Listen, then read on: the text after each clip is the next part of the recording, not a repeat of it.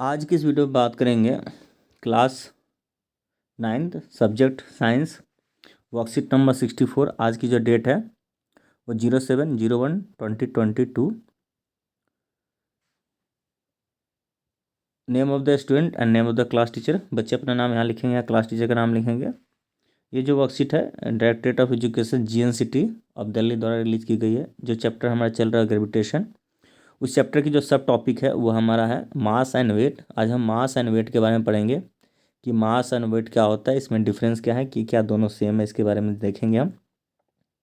जिज्ञासा दीदी, what is the difference between mass and weight of an object. Mass और weight of an object में क्या difference होता है उसके बारे में जानते हैं। ज्ञान, we know that mass of an object is the measure of inertia. जैसे कि हमने पहले चैप्टर में पढ़ रखा force and laws of motion में कि मास क्या होता है, मेजर ऑफ इनर्शिया होता है। जो फर्स्ट लॉ के बारे में हम कहते हैं, first law is also known as the inertia के बारे में बताता है ना, क्या body is in a position of rest always to be in a position of rest, of body in a motion continue to be in a position of motion unless applied an unbalance force on it. हमने पढ़ा इस तरीके से first law, Newton का first law of motion. तो वहीं से हमने सीखा था कि जो मास ऑफ ऑब्जेक्ट होता है वो मेजर ऑफ इट्स इनर्शिया होता है। Greater the mass of an object greater will the inertia. अगर मास ज़्यादा होगा तो उसका इनर्शिया भी ज़्यादा होगा। The mass of an object is the, और हमने ये भी पढ़ा हुआ कि मास होता है किसी ऑब्जेक्ट का वो अमाउंट ऑफ मैटर कंटेंट, कितना उसके अंदर कोई मैटर है, पदार्थ कितना है, तो वो उसका मास के बारे में बताता है, उस ऑब्जेक्ट के मास के बारे में बताता है। Whereas the weight of an object, weight of object क्या होता है, at a place is the force which with which the celestial body attract that object. Weight क्या होता है किसी ऑब्जेक्ट का, कि किसी एक पर्टिकुलर प्लेस पे जो फोर्स लगता है उस सेलेसियल बॉडीज़ पे, जैसे कि अर्थ एक सेलेसियल बॉडीज़ है, उस पे जो फोर्स लगा रहा है या अट्रैक्ट कर रहा है उस ऑब्जेक्ट को, उसका वेट के बारे में बताता है। ठीक है। मास of an object does not change with the change in the place. Place बदलने से मास हमारा रिमेंस कांस्टेंट होता है, बट वेट जो होता है सिंपली आप जान लीजिए हमारा जो होता है F इक्वल टू, हमने पढ़ा हुआ है MA, and now F equal to क्या हो जाएगा mg। जी क्या है, एक्सेलरेशन ड्यू टू ग्रेविटी हो जाता है g. And that F is now become W बराबर mg। यानी कि जो वेट है हमारा वो क्या होगा, मास मास का प्रोडक्ट होगा किसके साथ, एक्सेलरेशन ड्यू टू ग्रेविटी के साथ, तो वे हमारा वेट के बारे में बताएगा। ठीक है, W। तो ये है W बराबर m/g, यानी कि मास का प्रोडक्ट होगा ग्रेविटी, मतलब जो भी, मान लो यहाँ तो जी हमने यूज़ किया किसके लिए, अर्थ की ग्रेविटी के लिए। ठीक है। तो ये वो फोर्स जो है अर्थ का लग रहा है, तो अब हम वेट के बारे में जानते हैं। ये रहा, यहाँ लिखा W बराबर mg, किस तरीके से आया मैंने यहाँ समझा दिया आपको। ठीक है। अब देखते हैं wait of an object on the moon. Moon के ऊपर किसी ऑब्जेक्ट का वेट क्या होगा उसके बारे में जानेंगे। Let us say the mass of an object be m and the weight of an object on moon is WB. Let the mass of an object, mass of moon, that is called mm, and the radius is rm. Universal law of gravitation हम लगाते हैं, तो universal law of gravitation में क्या हो जाएगा, जैसे अभी हमने देखा क्या था, फोर्स W के बराबर हमने लिखा था ना, तो सिंपली हम वहाँ लगा रहे हैं, क्या है हमने पढ़ा ना, F equal to m1 m2 upon में d का स्क्वायर। अब देखिए जो m1 है ये क्या है, एक तो हमने रख दिया मास ऑफ मून, और m2 क्या है उस mass of object, and d क्या है, डिस्टेंस क्या है, radius of moon, and g आपको पता ही है यूनिवर्सल ग्रेविटेशन कांस्टेंट है, जिसकी वैल्यू कितनी थी कमेंट सेक्शन में लिखेंगे। ठीक है, जिसको वैल्यू याद है वो कमेंट सेक्शन में प्लीज़ लिखें, और नहीं अगर आपको पता है कि किस तरह से आया तो उसके लिए पहले की प्लेलिस्ट पे जाए और वीडियो को पहले देखें। वर्कशीट नंबर 60 है, 61 में भी बात की गई है, 60 और 61 में। और हमारा अभी क्या है, और फोर्स जो है, फोर्स अभी हमने देखा फोर्स का वेट, तो हमने यहाँ से weight of an object on moon पे हमने लिख दिया इस तरीके से चेंज करके। Similarly let the weight of an same object, उस सेम ऑब्जेक्ट का अर्थ पे हमने निकालते हैं तो चेंज कर देंगे। अब क्या कर देंगे, अर्थ के ऊपर निकालना तो सेम उसमें चेंज कर देना और कुछ नहीं करना। Same F equal to M1 M2 upon में D का स्क्वायर होगा। एक मास क्या होगा, मास ऑफ अर्थ हो गया, एक मास जो उस ऑब्जेक्ट का मास था, ठीक है। और D क्या था मेरा, radius of earth. G constant है और F को W में चेंज कर दिया हमने। F को किस में चेंज किया, वेट ऑफ ऑन अर्थ, और W यहाँ पे था वेट ऑन मून। अब इस दो इक्वेशन को हमने क्या क्या डिवाइड किया, इक्वेशन फर्स्ट को इक्वेशन सेकंड से, इक्वेशन मेरा फर्स्ट है और मेरा इक्वेशन सेकंड है। इस इक्वेशन को फर्स्ट को हमने 2 से डिवाइड किया। Wait of object on moon, wait of object on अर्थ, जैसे मैंने डिवाइड किया तो यहाँ से देखो इस कैपिटल G से जब कैपिटल G कैंसिल हो जाएगा, जो M था मास से मास कैंसिल हो जाएगा, बाकी मेरे पास 2 वैल्यू बचेगा। क्या बचेगा, mass of moon, mass of earth into radius of earth का स्क्वायर अपॉन में रेडियस ऑफ मून का स्क्वायर। अब इसकी वैल्यू हम जानते हैं, इक्वेशन थर्ड में इसकी वैल्यू सारे यहाँ प्लेस कर देंगे लाइक दिस। हमने इक्वेशन में यहाँ प्लेस करने के बाद wait of object on moon and weight of object on अर्थ का रेशियो जो हमारा आ गया 1:6, यानी 1/6 आ गया। तो यहाँ से जैसे क्रॉस मल्टीप्लाई कर देंगे, यानी कि इसको इधर लेके चले जाओगे यहाँ पे इधर की तरफ, तो क्या हो जाएगा, ये बचेगा आपका वेट ऑफ मून। तो weight of moon, wait of object on moon, moon के ऊपर ऑब्जेक्ट का 1/6 into weight of object on अर्थ, ये हमारा कंक्लूड होके बाहर आ जाएगा। बहुत सिंपल है, आप खुद से करके ट्राई करेंगे तो हो जाएगा, सॉल्व हो जाएगा, बहुत सिंपल से। इससे क्या कंक्लूजन आता है जी, कि if your weight on earth is 48 newton, अगर 48 न्यूटन होता है आपका weight, then you will be weight much lighter, your weight will be 8 newton on the moon. ठीक है, अगर अर्थ पे उसकी 48 न्यूटन है उसका वेट, तो आपका मून पे क्या हो जाएगा, उसका 1/6 हो जाएगा। मून पे 1/6 यानी कि आप लाइटर हल्का महसूस करोगे वहाँ पे जाके, आपका वेट क्या होगा, लाइटर होगा। जो आपका वेट 48 न्यूटन अर्थ पे था वो मून पे 8 न्यूटन हो जाएगा। 1/6 कर देंगे ना, 6 से डिवाइड कर दो, आपका आंसर आ जाएगा। ठीक है, चलिए आगे देखते हैं वर्कशीट में। The force of attraction, the force of attraction of the earth on the object is known as the weight of an object. तो वेट ऑफ एन ऑब्जेक्ट का डेफिनेशन लिखा हुआ है और मैंने कैसे ड्राइव किया था, मैं एक बार फिर से बता दूं। F बराबर ma and F equal to mg। ठीक है, F बराबर mg लिखा था और ये WF को क्या मैंने चेंज किया, W इक्वल टू mg। तो ये मेरा हो गया था wait.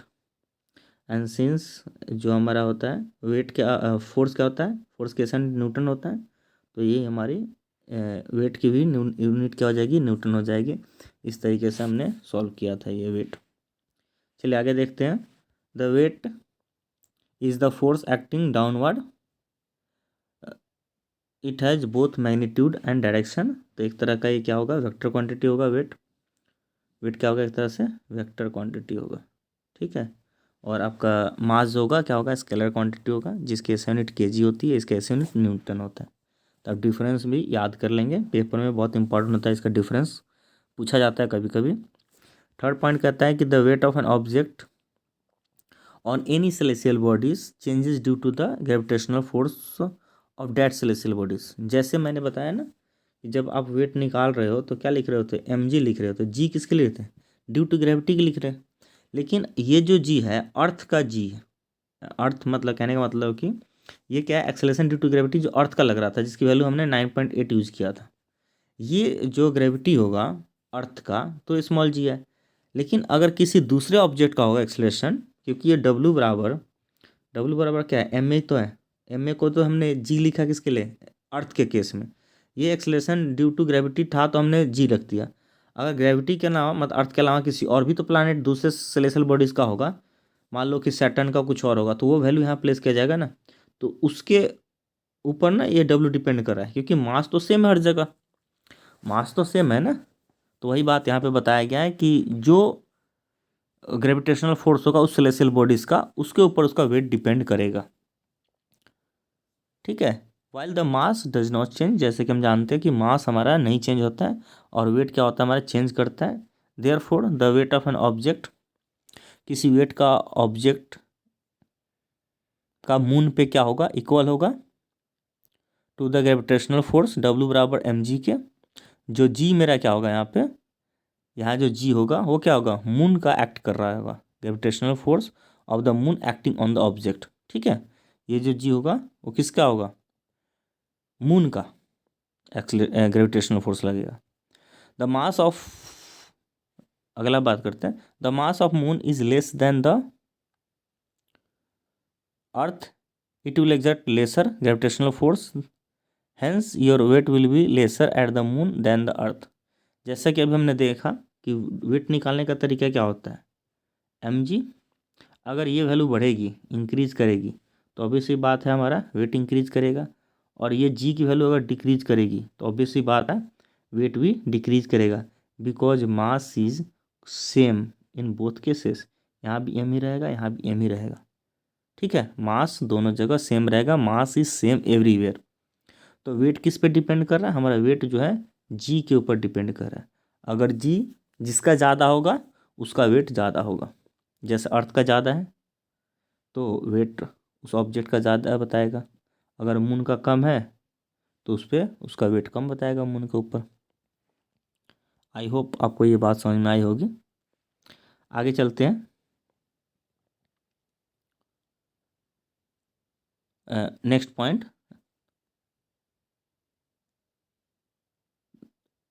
Mass of an moon is lesser than the earth, it will exert pressure, ये तो बता दिया मैंने। चलिए नेक्स्ट पॉइंट है, the unit of mass is kg, mass का यूनिट केजी होता है। And the weight of, and the unit of weight of is same as the force, जो यूनिट होता है किसका, वेट का, वो फोर्स की तरह होता है आपका, लाइक न्यूटन लिखते हैं। और एक और बात यहाँ पे बता दूँ कि जो आपका मास है वो स्केलर क्वांटिटी है और वेट जो है वो वेक्टर क्वांटिटी है। मास का है, mass is a scalar quantity, SCLAR, ठीक है। और वेट जो है वो वेक्टर क्वांटिटी है, तो वेट हमारा जो है वो वेक्टर क्वांटिटी है, मास हमारा एक्सलेशन स्केलर क्वांटिटी है। ठीक है, आगे देखते हैं वर्कशीट में। कह रहा है कि मास of an object is 10 kg। अगर मास किसी ऑब्जेक्ट का 10 kg है तो its weight on the earth, तो वेट क्या होगा, तो वेट निकाल लेते हैं, डब्ल्यू बराबर एम जी। तो मास कितना है, 10 इंटू 9.8, पॉइंट हटाओगे 10, 10 से 10 कट जाएगा, यानी कि 98 न्यूटन। ये रहा 98 न्यूटन, आप खुद ही इस तरीके से कैलकुलेट कर सकते हो। आई होप ये वीडियो आपको समझ में आया होगा, वर्कशीट भी समझ में आई होगी। बहुत सिंपल है, बहुत इजी है। अब आइए क्वेश्चन को करते हैं। क्वेश्चन क्या कहता है, क्वेश्चन को देखते हैं जी। चलिए फर्स्ट क्वेश्चन पे आते हैं। फर्स्ट क्वेश्चन क्या कहता है इसके बारे में जानते हैं। कहता है कि where will the mass of an object be lesser on moon और ऑन द अर्थ, एक्सप्लेन। तो देखिए मास के बारे में बात कर रहा है, तो mass is constant everywhere, mass is same everywhere. क्या लिखेंगे, मास of an object is same on both moon और अर्थ। ठीक है, मास क्या होगा, सेम होगा। बट ये जो वर्कशीट है हिंदी में क्या कर रहा है, यहाँ द्रव्यमान ना के भार की बात कर रहा है, मैंने वेट की बात कर रहा है। ठीक है, पर इस क्वेश्चन के अनुसार क्या लिखेंगे, इस क्वेश्चन में मास of an object is same for both on earth और मून। ठीक है, मास of an object is same for both on moon और ऑन द अर्थ। ठीक है, क्योंकि मास क्या होता है, कांस्टेंट होता है, सेम होता है एवरीवेयर, ये आप बात लिख देंगे। लेकिन अगर यही क्वेश्चन में मास ना हो के अगर यहाँ वेट होता है, वेट होता है, वेट होता है, तो आप लिखते हैं कि वेट जो होता है ज़्यादा कहाँ होता है, ऑन अर्थ। ठीक है, ऑन अर्थ ज़्यादा होता है।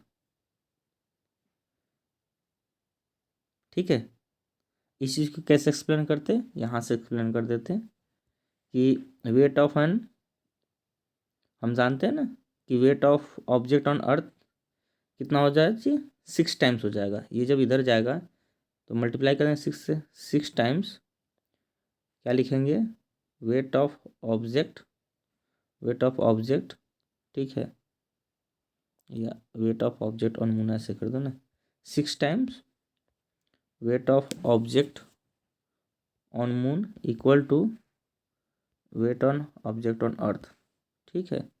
तो 6 गुना हो जाता है ना, तो इसीलिए वेट जो होगा अर्थ पे क्या होगा, उस ऑब्जेक्ट का 6 गुना हो जाएगा। लेकिन यहाँ मास की बात कर रहा है फर्स्ट क्वेश्चन पे, तो mass is same everywhere, so both on moon on earth ये क्या होगा, सेम होगा, इक्वल होगा। चलिए क्वेश्चन सेकंड पे आते हैं। सेकंड क्वेश्चन कहता है आपका drive mathematical expression to find the weight of an object on moon in the comparison with the earth. तो ये रहा इसका कंपेरिजन किया हुआ है। आप यहाँ से पूरा कहाँ से लिखना है जी, यहाँ से लिखना है, यहाँ से स्टार्ट करेंगे बिल्कुल फर्स्ट से और यहाँ लास्ट तक, ये जो होगा आपका आंसर सेकंड होगा, और ये लास्ट तक यहाँ पूरा कंप्लीट यहाँ तक लिखेंगे जी, यहाँ तक, ठीक है, शुरू से लेके अंत तक, ये आपका आंसर सेकंड हो जाएगा। ड्राइव किया हुआ है। उसके बाद हम अगले क्वेश्चन पे आते हैं। कह रहा है कि on what factor does the weight of an object depend which is taken on the another planet. दूसरे प्लानट पे वेट किस पे डिपेंड करता है, किस फैक्टर पे, तो इसका ये रहा आंसर कि वेट ऑफ एन ऑब्जेक्ट, आप यहाँ से लिखेंगे जी, the weight of an object on any celestial bodies change due to the acceleration gravitational force of that celestial body act on it while its mass does not change, ठीक है। तो आप ये लिखेंगे कि किस पे डिपेंड करता है, due to the gravitational force of celestial body acting on it. तो ये आपका आंसर जो होगा ये थर्ड हो जाएगा।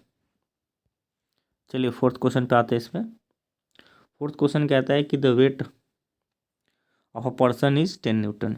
वेट कितना है, 10 न्यूटन है। What will the weight on earth, ठीक है। तो आपने अभी देखा सिंपल क्या था, अभी देखा क्या कि वेट ऑन मून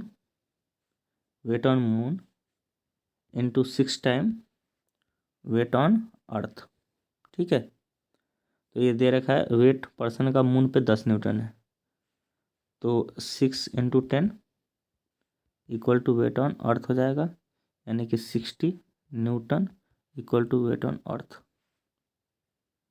ठीक है। कितना हो जाएगा, 6 टाइम हो जाएगा ना, यानी कि इसका आंसर हो जाएगा 60 न्यूटन।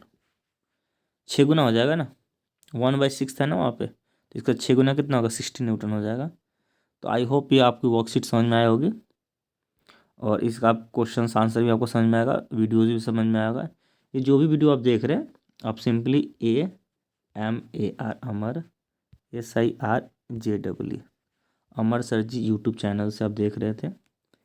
प्लीज़ वीडियो को लाइक करें, चैनल को सब्सक्राइब करें और वीडियो को मैक्सिमम स्टूडेंट तक शेयर करें, जिससे कि आपके दोस्त इन वीडियोस को देखकर और चैप्टर को समझ सके अच्छे से। वीडियो देखने के लिए बहुत बहुत धन्यवाद।